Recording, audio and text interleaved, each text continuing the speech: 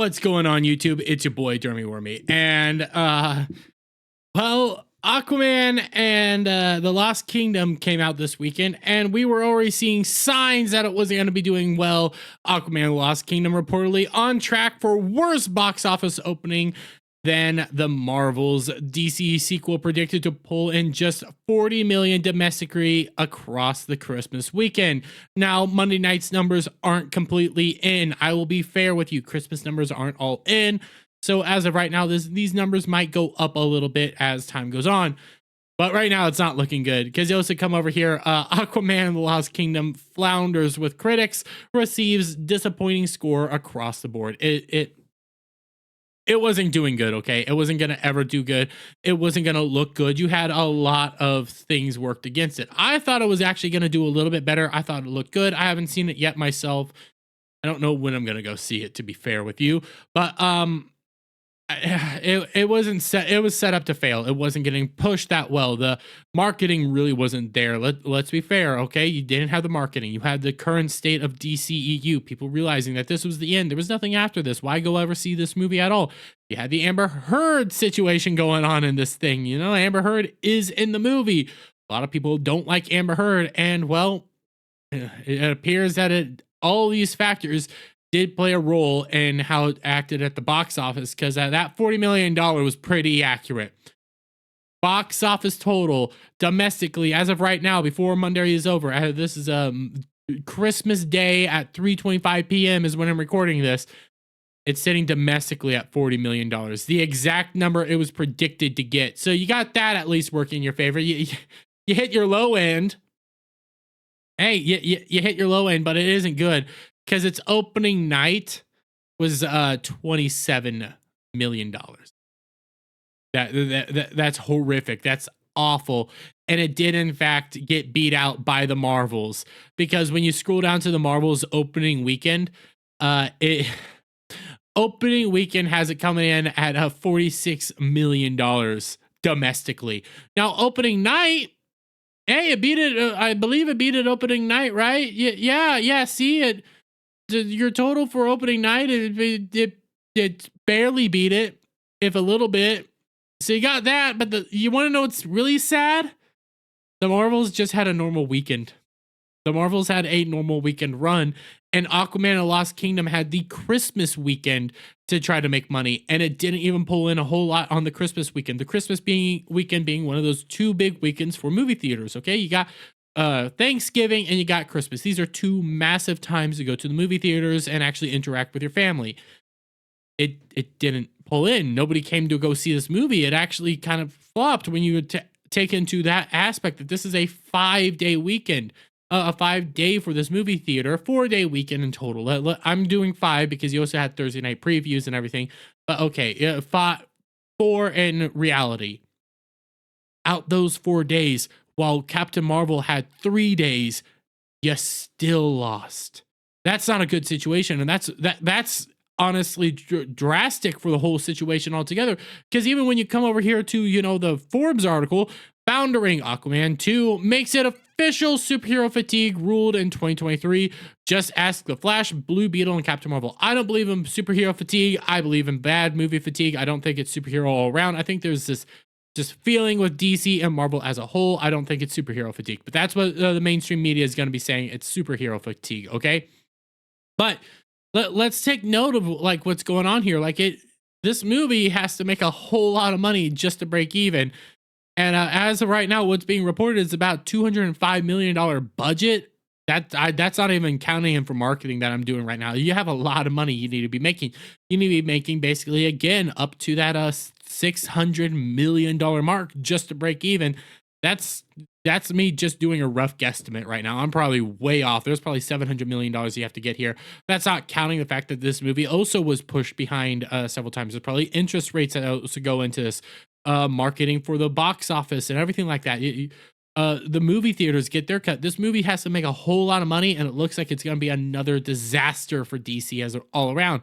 Even when you take into account the movies that it did beat out, despite its underperformance, Aquaman 2 topped the 3 other movie debuts this weekend: Universal and Illumination's Migration, came in at $12.3 million. Well, that wasn't tracking very well either, and a lot of people weren't really interested. This is going to be a movie to watch anyways, because it is Illumination, and maybe good word of mouth will help it out.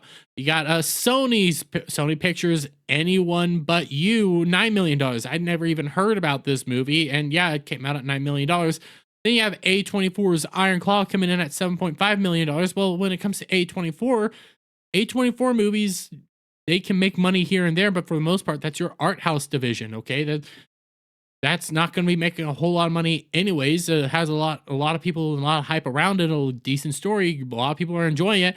Reality is, though, it is an art house film, and usually they're made for a whole lot less. So that when you take into that account, it actually probably is doing relatively well at the box office. I probably should have looked at that too.